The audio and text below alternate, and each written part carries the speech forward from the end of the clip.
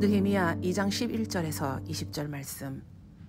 내가 예루살렘에 이르러 머무른 지 사흘 만에 내 하나님께서 예루살렘을 위해 무엇을 할 것인지 내 마음에 주신 것을 내가 아무에게도 말하지 아니하고 밤에 일어나 몇몇 사람과 함께 나갈새 내가 탄 짐승 외에는 다른 짐승이 없더라.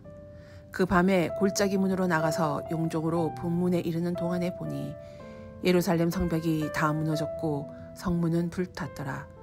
앞으로 나아가 샘문과 왕의 못에 이르러서는 탄 짐승이 지나갈 곳이 없는지라. 그 밤에 시내를 따라 올라가서 성벽을 살펴본 후에 돌아서 골짜기 문으로 들어와 돌아왔으나 방백들은 내가 어디 갔었으며 무엇을 하였는지 알지 못하였고 나도 그 일을 유다 사람에게나 제사장들에게나 귀족들에게나 방백들에게나 그 외에 일하는 자들에게 알리지 아니하다가 후에 그들에게 이르기를 우리가 당한 공경은 너희도 보고 있는 바라. 예루살렘이 황폐하고 성문이 불탔으니 자 예루살렘 성을 건축하여 다시 수치를 당하지 말자 하고 또 그들에게 하나님의 선한 손이 나를 도우신 일과 왕인에게 이른 말씀을 전하였더니 그들의 말이 일어나 건축하자 하고 모두 힘을 내어 이 선한 일을 하려 하매 호른 사람 산발락과 종이었던 암몬 사람 도비아와 아르베아 사람 게셈이 이 말을 듣고 우리를 업신여기고 우리를 비웃어 이르되 너희가 하는 일이 무엇이냐 너희가 왕을 배반하고자 하느냐 하기로 내가 그들에게 대답하여 이르되 하늘의 하나님이 우리를 형통하게 하시리니 그의 종들인 우리가 일어나 건축하려니와 오직 너희에게는 예루살렘에서 아무 기업도 없고 권리도 없고 기억되는 바도 없다 하였느니라. 아멘.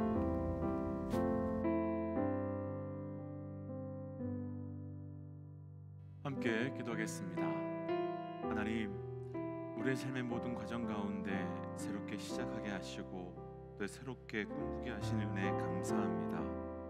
하나님께서 허락하신 이 9월의 모든 시간 동안 가운데 하나님께서 꿈꾸게 하시는 것 시작하게 하시고 시작함을 통하여 주의 은혜를 누려갈 수 있도록 인도하여 주옵소서. 이 모든 말씀 예수님 이름으로 기도하였습니다.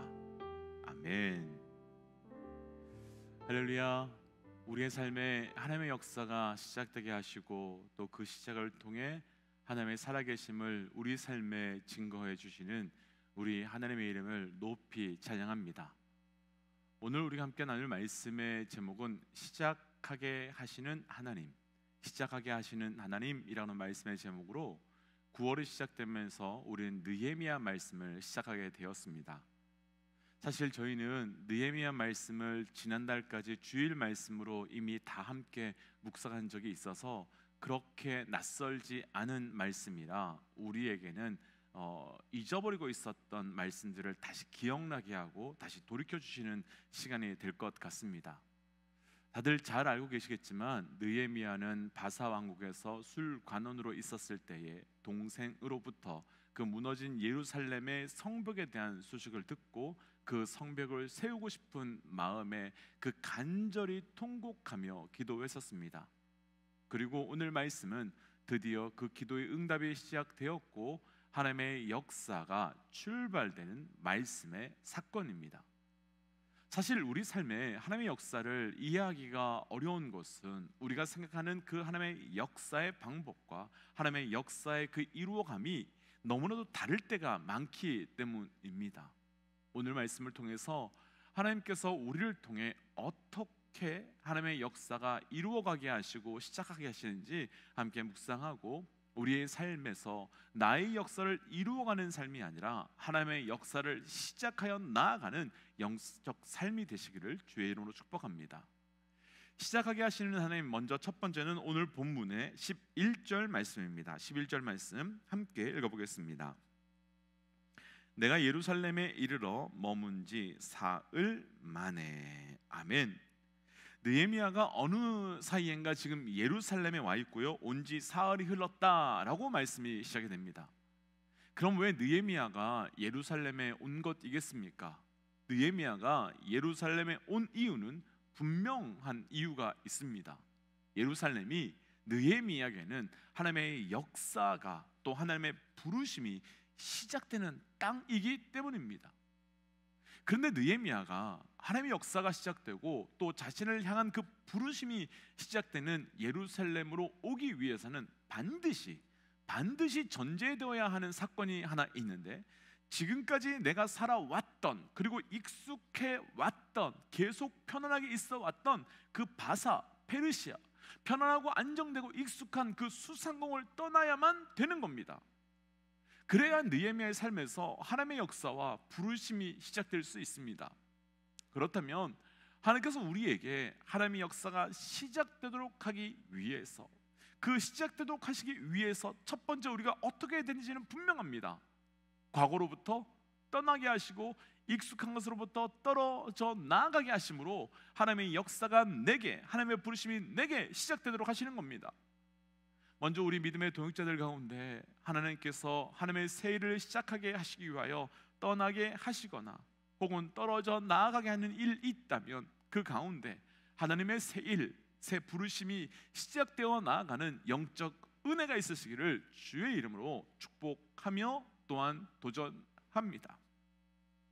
하지만 우리가 이것에 대한 믿음은 있지만, 문제는 작든 크든 우리가 있던 자리에서 떠나는 것은 절대로 쉽지 않습니다. 그래서 하나님께서는 때로는 우리가 떠나야 할 때 떠나야 하는 상황을 주시기도 하고 환경을 만들어 주십니다. 우리가 이미 묵상했던 느헤미야 앞부분의 말씀을 다시 한번 생각해 본다면, 느헤미야가 왕과 왕비와 식사하는 자리에 포도주를 들고 갔는데, 그때 느헤미야의 얼굴에는 수심이 가득한 것이 나타납니다. 어디 아픈 것 같지만 그 아프지 않는데, 그 얼굴이 좋지 않으니까 그때 왕과 왕비가 무슨 일이 있느냐 묻습니다. 그리고 그 질문을 들은 느헤미야가 크게 두려워하게 되는데, 그 이유는 당시 왕궁에서는 아무리 힘들고 어려워도, 혹은 반대로 아무리 좋아도 신하가 자기의 감정을 보여서 왕의 마음을 건들거나 불편하게 하면 죽임을 당할 수도 있기 때문이었습니다.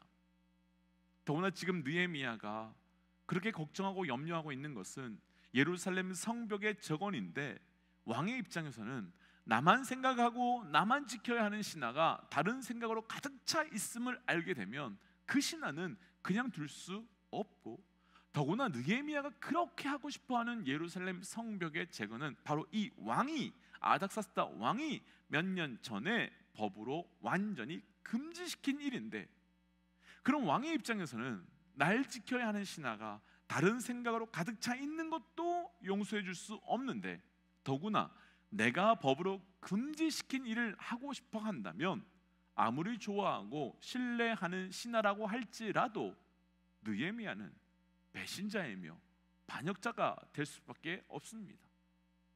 그리고 그렇게 되면 그 끝은 죽음이지요. 이런 상황을 충분히 알고 있기에 느헤미야가 왕의 질문을 받고 뒤올 수밖에 없었던 것입니다. 그럼 왜 하나님께서 느헤미야에게 이런 상황을 갑자기 만들어 주셨겠습니까? 갑자기 왜 이런 상황을 허락하셨겠습니까? 과거의 영광이 있는 수상궁을 떠나서 고난과 고통의 장소이지만 느헤미야로부터 시작된 하나님의 역사가 있는 예루살렘으로 떠나가도록 하시기 위한 것이지요. 그러니까 떠남을 통해서 새롭게 시작하도록 하기 위한 것이었던 겁니다. 그렇다면 우리도 이러할 때가 있습니다. 하나님께서 어떤 마음을 주셔서 간절히 기도하는데 오히려 상황은 기도하고 바라는 것과 완전 반대로 벼랑 끝까지 몰려가는 것 같을 때가 있습니다. 그럼 분명 하나님은 기도를 들으시고 응답하시고 역사하시는 분이신데 왜 우리의 삶을 그런 벼랑 끝으로 몰아가시는 것이겠습니까?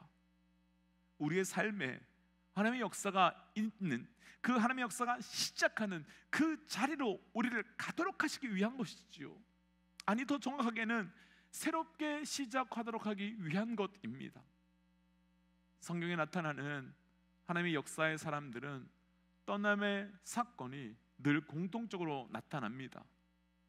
요셉, 아브라함, 그리고 모세와 이스라엘 백성들, 이들 모두는 다 하나님의 역사가 새롭게 시작되기 전에 이전에 있었던 거기로부터 떠남으로부터 하나님을 경험하고 떠남으로부터 새로움이 시작되었습니다. 마태복음 14장에는 우리가 잘 아는 오병이어 사건이 나타나지요.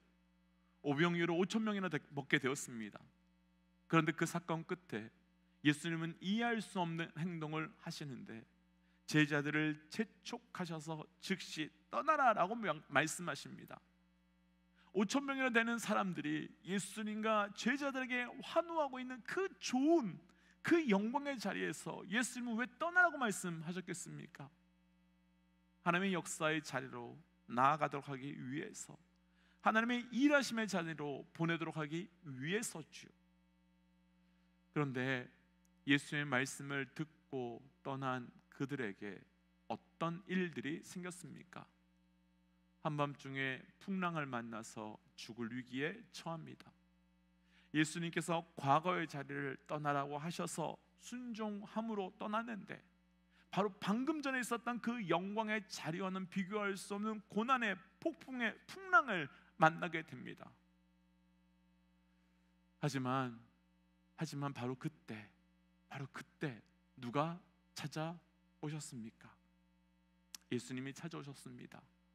떠나라고 한 예수님의 말씀에 순종해서 안정되고 편안한 과거의 자리를 떠난 제자들에게 예수님이 찾아오셨고, 찾아오시는 역사를 그 제자들에게 보여주셨습니다. 믿음의 동역자 여러분, 기억하십시오. 우리가 하나님의 말씀을 따라 움직일 때 하나님께서는 나를 찾아오셔서 우리를 도우십니다. 왜 죽을 위기에 놓인 느헤미야가 그 위기를 통해 오히려 하나님의 역사와 그 하나님의 부르심의 자리로 나아가게 된 것이겠습니까? 말씀에 순종해서 그 자리를 떠나는 사람에게 하나님이 직접 도우셨기 때문이죠. 그래서 우리의 삶에 떠나게 하시는 하나님을 경험한다면 떠나게 하심에 무너지는 것이 아니라 새롭게 일하시고 새롭게 불러주시는 그 하나님의 기대하는, 그 하나님께 기대하는 영적 은혜가 있으시기를 주의 이름으로 축복합니다. 두 번째 시작하게 하시는 하나님, 12절과 13절 말씀 함께 읽어보지요. 12절과 13절입니다. 내 하나님께서 예루살렘을 위해 무엇을 할 것인지 내 마음에 주신 것을 내가 아무에게도 말하지 아니하고 밤에 일어나 몇몇 사람과 함께 나갈새 내가 탄 짐승 외에는 다른 짐승이 없더라. 그 밤에 골짜기 문으로 나가서 용종으로 분문에 이르는 동안에 보니 예루살렘 성벽이 다 무너졌고 성문은 불탔더라. 아멘.